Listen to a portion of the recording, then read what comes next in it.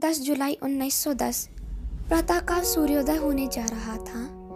France की Mercedes बंदरगाह पर मोरिया नाम का जहाज लंगर डाले खड़ा था। उसमें कुछ यांत्रिक गड़बड़ी हुई थी। कारीगर उसकी दुरुस्ती में मग्न थे। जहाज के प्रवासी उसकी दुरुस्ती होने की प्रतीक्षा कर रहे थे। समुद्र शांत था। प्रवासी भी निश्चिंत थे, बेफिक्री थे। एक युवक प्रवासी मात्र मन में ही कुछ हिसाब लगा रहा था। निश्चिंत रहना उसे संभव नहीं था, कारण वह बंधन में था। वह अंग्रेजों का बंदी था। उस पर राजद्रोह का अभियोग था। उस पर नजर रखने के लिए 2 पहरेदार नियुक्त थे। वे रात दिन उस पर निगाह रखते थे। मुझे शौच के लिए जाना है, बंदी ने पहरेदार से कहा। पहरेदार उसे जहाज के शौचकूप ले गए। बंदी ने शौचकूप का दरवाजा अंदर से बंद किया।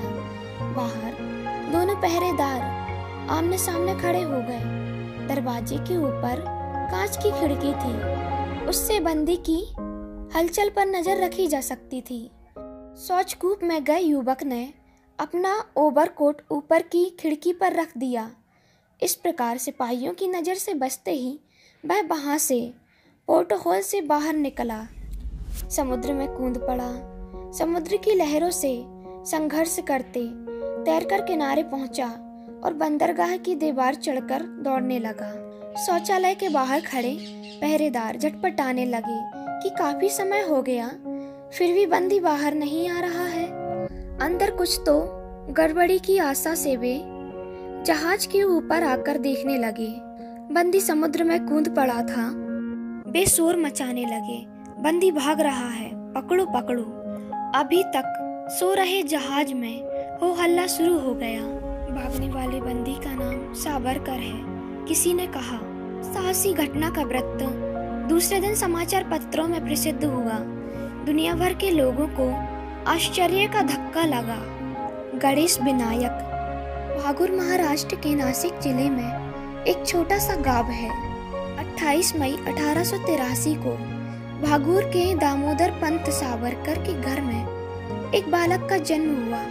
बालक का नाम विनायक रखा गया। गणेश दामोदर पंत का ज्येष्ठ पुत्र था। घर के लोग गणेश तथा विनायक को बाबा और तात्या कहकर पुकारते थे। विनायक 9 वर्ष के थे। उस समय उनकी माँ राधाबाई का स्वर्गवास हुआ। गणेश तथा विनायक शिक्षा प्राप्त करने नासिक गए।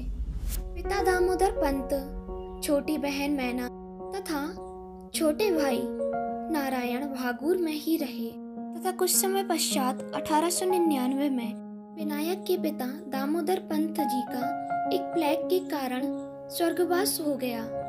घर का पूरा भार गणेश पर आ गया। गणेश अपनी छोटी बहन तथा छोटे भाई को भागुर से नासिक ले आए। गणेश का विवाह यशोधरा नाम की कन्या से हुआ। गणेश तथा यशोधरा ने विनायक, मैना और नारायण का प्रेम से पालन पोषण किया। विनायक यशोदा भाभी में अपनी माँ का ही प्रतिरूप देखा करते थे। विनायक की तीव्र बुद्धि पर गणेश को अभिमान था। घर का सारा भार स्वयं उठाकर विनायक को अपनी शिक्षा चालू रखने में उन्होंने उत्साहित किया। तिमिकशाला की पढ़ाई पूरी कर विनायक आगे की शिक्षा पाने के लिए पुणे पहुंचे। उसी समय भाऊ साहेब की पुत्री यमुना से विनायक का विवाह हुआ। विनायक ने पुणे के फर्ग्यूसन महाविद्यालय में प्रवेश लिया। उनके साथ ही उनकी मित्र मेला की कल्पना ने भी महाविद्यालय में प्रवेश पाया। अपनी योजना सहपाठियों को समझाकर उन्होंने उनका संगठन तैयार किया। विनायक की प्रेरणा से महाविद्यालय के बस्ती गृह के भोजन के कक्ष में छत्रपति शिवाजी का चित्र लगाया गया। प्रतिदिन शिवाजी का स्वत्वन, सप्ताहांत में समीप के सहगढ़ की यात्रा, वहां वीरों का चरित्र पठन, पारायण का कार्यक्रम होने लगा। इस कार्यक्रम के सफल आयोजन से उत्साहित होकर विनायक ने अपने बड़े भाई को पत्र लिखा। बाबा, अगली ग्रीष्मकालीन छुट्टी में हमारे संगठन के सदस्यों का एक सम्मेलन नासिक में कराने का विचार है। हमें देश की स्वतंत्रता प्राप्ति के लिए क्रांति का अगला कदम रखना है। आपके भी विचार हमें अवगत हों, यह आवश्यक है। गणेश को भाई का पत्र पढ़कर हर्ष हुआ। ग्रीष्म की छुट्टी में नासिक में मित्रों का सम्मेलन हुआ। गणेश तथा विनायक अर्थात बाबा तथा तात्या ने मित्रों के साथ देश कार्य की कई योजनाओं पर चर्चा की, कई प्रकार के हिसाब लगाए। खुद के रक्त से परस्पर तिलक लगाकर स्वतंत्रता प्राप्ति के लिए सशक्त क्रांति का कंकण बांधा। नासिक सम्मेलन के बाद अभिनव भारत का काम उत्साह से आगे बढ़ने लगा। इसी समय भारत सरकार ने बंगाल का विभाजन किया। इसके विरोध में लोगों का संघर्ष जारी था। बाघ भंग का विरोध करने के लिए एक नए कार्यक्रम का आयोजन हुआ। सार्वजनिक स्थानों में विदेशी वस्त्रों का सामूहिक दहन करने का इनका विचार था। क्रियान्वित भी हुआ। जलते हुए वस्त्रों को देखकर लोकमान्य तिलक ने कहा, हिंदुस्तान में उठी यह अंग्रेजों के विरोध की प्रथम चिंगारी है। इसकी दहकता थोड़े ही दिनों में इंग्लैंड पहुंचेगी। अभिनव भारत द्वारा किए गए इस विदेशी वस्त्रों की होली के कारण टाट्या को महाविद्यालय के बस्ती गृह से निकाल दिया गया। उन्होंने अपने मित्रों के यहाँ रहकर अपनी शिक्षा चालू रखी। अंतिम परीक्षा में प्रथम श्रेणी में उत्तीर्ण होकर उपाधि प्राप्त की। लंदन का इंडियन हाउस भारत के स्वतंत्रता संग्राम को प्रोत्साहन देने वाली एक संस्था थी। यह संस्था अपने कार्यकलापों के लिए योग्य व बुद्धिमान तरुणों को आकर्षण करने के उद्देश्य से विद्यार्थी वेतन देती थी। विद्यार्थी वेतन के संबंध में समाचार पत्रों में विज्ञापन भी छापा था। यह विज्ञापन देखकर विनायक सावरकर ने उसके लिए अपना आवेदन पत्र भेजा। उन्हें वह वेतन प्राप्त हुआ। तात्या अपनी पत्नी यमुना को मायके भेजकर 1906 में इंग्लैंड रवाना हो गए। जुलाई 1906 को तात्या इंग्लैंड पहुंचे और वहां पर मैचीनी के संबंध में उपलब्ध सभी साहित्यिक उन्होंने पढ़ी। स्वतंत्रता प्राप्ति के लिए भारतीयों को प्रेरित कर उसके लिए संघर्ष करने का उत्साह में निर्णय करने के लिए सावरकर जी ने अत्यंत योजस्वी तथा स्फूर्तिदायक भाषा में मैजीनी का चरित्र लिखा और उसे छापने के लिए भारत भेजा।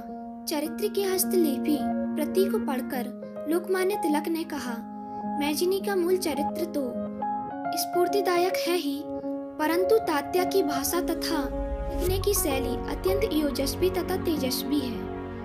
किसी भी युवक को वह स्वतंत्र वीर बना सकता है। यदि यह चरित्र प्रकाशित हुआ तो ब्रिटिश सरकार इसे अवश्य जब्त करेगी। तिलक जी की भविष्यवाणी सत्य सिद्ध हुई। सावरकर लिखित मैजिनी पुस्तक सरकार द्वारा जब्त की गई। स्वतंत्रता के लिए भारतीयों की भावना को दीप्त करने सावरकर जी ने 1857 में हुए स्वतंत्रता संग्राम का समग्र इतिहास लिखा। उस पुस्तक का नाम है 1857 का प्रथम स्वतंत्रता संग्राम। इस स्वतंत्रता संग्राम का महत्व कम करने ब्रिटिशों ने इसे सिपाहियों का गदर कहा था। सावरकर जी ने उस संग्रह का सत्य स्वरूप प्रकट किया। 1857 के स्वतंत्रता संग्राम के इस रैपे महोत्सव के कारण लंदन में अभिनव भारत के काम में तेजी आ गई। इस संगठन के सदस्य गुप्त रूप से गोली बारूद तैयार करते थे और निशाना लगाने का अभ्यास भी करते थे। सावरकर लिखित प्रथम स्वतंत्रता संग्राम पुस्तक की छपाई का प्रयास करने लगे। सरकार को इसकी सूचना मिल गई। सरकार का यह दृढ़ मत बन गया था कि सावरकर लिखित पुस्तक का अर्थ है राजद्रोह को प्रेरणा देने वाला दस्तावेज। पुस्तक की हस्तलिखित की जब्त कराने छापाखानों पर छापा डाला जाता था। इस परिस्थिति में कभी न कभी यह हस्तलिखित प्रति सरकार को मिल ही जाएगी। इस डर से बाबा राव ने इसे फ्रांस भेज दिया। भारतीय भाषा में लिखित इस पुस्तक का मुद्रण फ्रांस में होना असंभव था, इसीलिए इसे अंग्रेजी में अनुवादित कर छापा गया। पुस्तक की प्रतियां गुप्त रूप से भारत पहुंचने लगी। कुछ ही समय के बाद सरकार को इस पुस्तक के प्रकाशन की जानकारी मिली। पुस्तक पर बहिष्कार डाला गया। इस संबंध में बाबूराव सावरकर पर राजद्रोह का मुकदमा चलाया गया और उन्हें अजन्य कारावास की सजा सुनाई गई। भाभी जी के पत्र से सावरकर को लंदन में यह जानकारी मिली कि बाबूराव पकड़े गए और उन्हें काले पानी की सजा मिली है।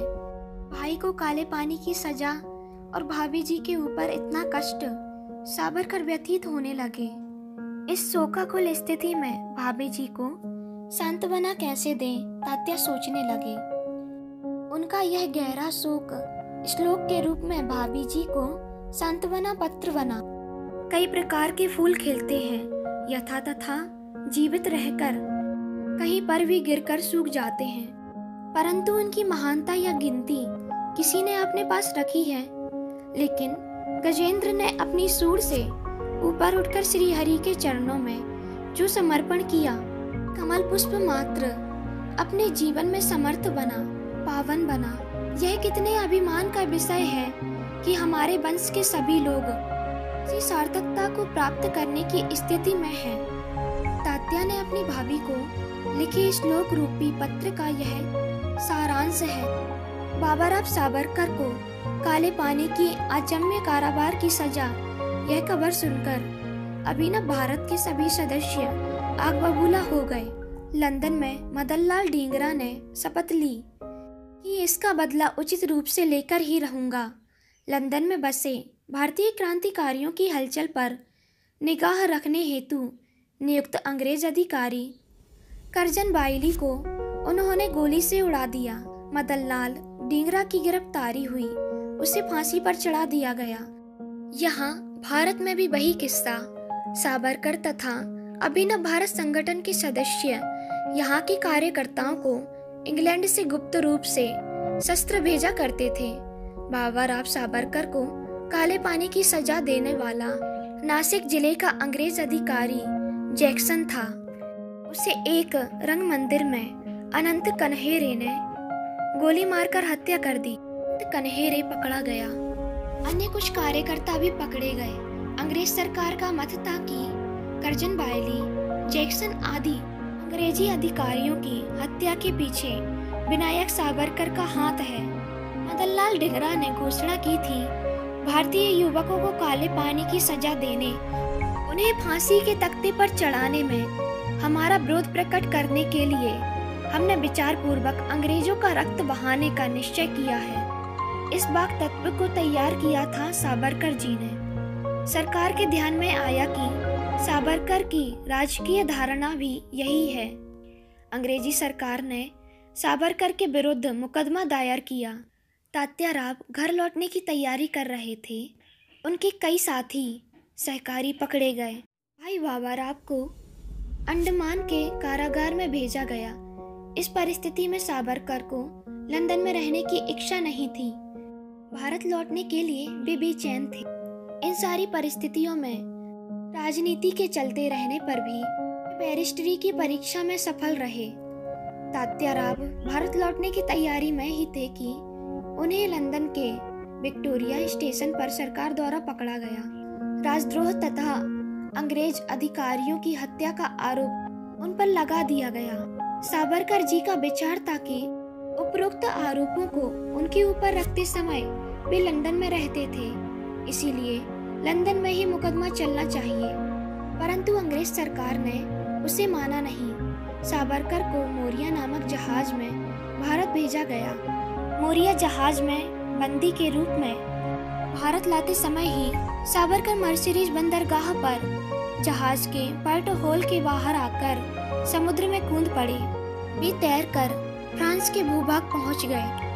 बंदरगाह की दीवार चढ़कर शहर में प्रवेश कर ही रहे थे कि दूसरी ओर से गश्ती नाव द्वारा पहरेदार किनारे पर पहुंच गए और उन्हें पकड़ लिया गया। फ्रांस की भूमि में मुझे गिरफ्तार करने का अधिकार आपको नहीं, सावरकर गरजने लगे, परंतु सिपाही सुनने के लिए तैयार नहीं थे। उन्हें पकड़कर वापस जहाज पर ले गए। पहरे को अधिक मजबूत कर उन्हें भारत ले आए। सावरकर पर भारत में मुकदमा चलाया गया। उन पर आरोप थे कि क्रांति के द्वारा राजसत्ता को उखाड़ फेंकना तथा अंग्रेजी अधिकारियों की हत्या के लिए लोगों को प्रेरित करना, इन 2 आरोपों पर अलग अलग 2 अजम्य कारावास की सजा सुनाई गई। अंग्रेजी अधिकारी द्वारा 2 अजम्य कारावास की सजा सुनने के बाद वीर सावरकर ने कहा, ओह, अंग्रेजों को भी हिंदुओं की पुनर्जन्म की कल्पना मान्य है। वो अजम्य कारावास की सजा सुनना ही इसका निदर्शक है। अंडमान का कारावास काले पानी की सजा के लिए प्रसिद्ध था। काले पानी की सजा से दंडित आरोपियों से कई प्रकार के कठिन कार्य वहां करा लिए जाते थे। सावरकर जी को तेल के कुल्हों में बैल के समान जोता जाता था। सुबह से शाम तक कुल्हू चलाते चलाते तात्याराव थक कर चूर हो जाते थे। उन्हें नारियल की रस्सी भी तैयार करनी पड़ती थी। हथेली का चमड़ा छिलकर रक्त बहने पर भी काम करना पड़ता था, वरना बेतों की मार सहनी पड़ती थी। एक दिन अचानक सावरकर जी को अपने बड़े भाई गणेशराव सावरकर का दूर से ही दर्शन हुआ। गणेशराव सावरकर काले पानी की सजा पाकर पहले से ही उस जेल में लाए गए थे। उन्हें यह जानकारी नहीं थी कि तात्याराव भी वहां पहुंच गए हैं। तात्याराव ने बाबा राव को देखा और बाबा राव ने तात्याराव को, परंतु परस्पर बोल नहीं सके। पहरेदार की सहायता से बाबा राव ने तात्याराव को एक चिट्ठी भेजी। तात्या, तुम यहाँ कैसे आ गए? तुम बाहर रहकर क्रांतिकारी कार्य चलाकर सफल होगे, ऐसा मैं मानता था, परंतु तुम भी यहाँ आ गए हो। अब आगे क्या होगा? तात्याराव ने उत्तर भेजा, यशापयश योगायोग की बात है, ऐसा कहते हैं। न कि निर्भर होकर संकटों का सामना करने में ही कर्तव्य व योग्यता होती है। आप, मैं तथा अपने सभी साहसी उसी को अब प्रकट कर रहे हैं। परस्पर बोलना, विचार विमर्श करना काले पानी के कारागार में संभव नहीं था। पहरेदारों को मनवाकर चिट्ठी भेजना भी हमेशा साध्य नहीं होता था। सावरकर बंधुओं ने अपना ही एक अनोखा मार्ग निकाला। हाथों में लगी हथकड़ियों को आपस में टकराकर सांकेतिक भाषा में बोलने का अभ्यास किया। धीरे धीरे हथकड़ियों की सांकेतिक भाषा सभी बंदियों के संभाषण का माध्यम बनी। अंडमान की हवा, कारागार का निष्कृष्ट आहार आदि के कारण सावरकर जी का स्वास्थ्य बिगड़ने लगा। 1919 में सावरकर के छोटे भाई नारायण राव तथा सावरकर जी की पत्नी यमुना बाई सावरकर जी से मुलाकात के लिए अंडमान आए। बाबा राव की पत्नी यशोधरा का निधन हो गया था। कारागार में रहे उनके पति बाबा राव तथा देवर तात्याराव को यशोदाबाई की मृत्यु की वार्ता इस मुलाकात में ज्ञात हुई। सावरकर जी की अस्वस्थता की वार्ता से भारत में जनता को अति वेदना हुई। सावरकर की मुक्ति के लिए चारों ओर से सरकार पर दबाव आने लगा। अंत में इन दबावों के सामने सत्ताधारी अंग्रेजों को झुकना पड़ा। 1921 में सावरकर बंधुओं को अंडमान से भारत लाया गया। 1922 में बाबा राव सावरकर को मुक्त किया गया। 1924 में तात्याराव को भी कारागार से छोड़ा गया, परंतु उन पर यह बंधन लगाया कि वे रत्नागिरी जिले से बाहर न जाएं। उन पर यह भी बंधन था कि वे किसी भी राजकीय कार्यक्रमों में भाग न लें। 1924 से लेकर 1937 तक सावरकर रत्नागिरी जिले में बंदी थे। उनकी पत्नी यमुनाबाई उनके साथ थी। उस समय उनसे मिलने बहुत से लोग आते थे, जिनमें से प्रसिद्ध थे राष्ट्रीय स्वयंसेवक संघ के डॉक्टर हेडगेवार जी। वीर सावरकर जी डॉक्टर हेडगेवार जी की गतिविधियों से प्रेरित थे। अस्पृश्यता यह हिंदू समाज को मिला अभिशाप है। सस्पृश्यता, ऊंच नीच भाव आदि भेदों से हिंदू समाज छिन्न छिन्न हो गया है। इससे कई हिंदू अन्य धर्मों में चले जाते हैं। अस्पृश्यता के विरोध में संघर्ष करने का निश्चय सावरकर जी ने किया। सत्याग्रह करके रत्नागिरी के विट्ठल मंदिर में तथा कथित अस्पृश्यों को मुक्त प्रवेश का अधिकार दिलाया। रत्नागिरी में पतित पावन मंदिर की स्थापना कर उनका उद्घाटन श्री शंकराचार्य जी से कराया। साप्रश्य अष्टाप्रश्य के भेदों को भूलकर सभी हिंदू एक साथ बैठकर भोजन करें, इस हेतु सहभोजन के कार्यक्रमों का आयोजन किया। हिंदू समाज के रूढ़िवाद की कई बुराइयों को दूर करने का सावरकर जी ने प्रयास किया। उसी प्रकार भारतीय भाषा में कई अंग्रेजी शब्दों का उपयोग रूढ़ बन गया था, इसीलिए उन्हें भी हटाने के लिए भाषा शुद्धि का कार्य उन्होंने हाथ में लिया। 1937 में सावरकर पर लगाए गए बंधन हटा दिए गए। बाद में सावरकर जी सक्रिय राजनीति में कूद पड़े। हिंदू महासभा के अध्यक्ष चुने गए।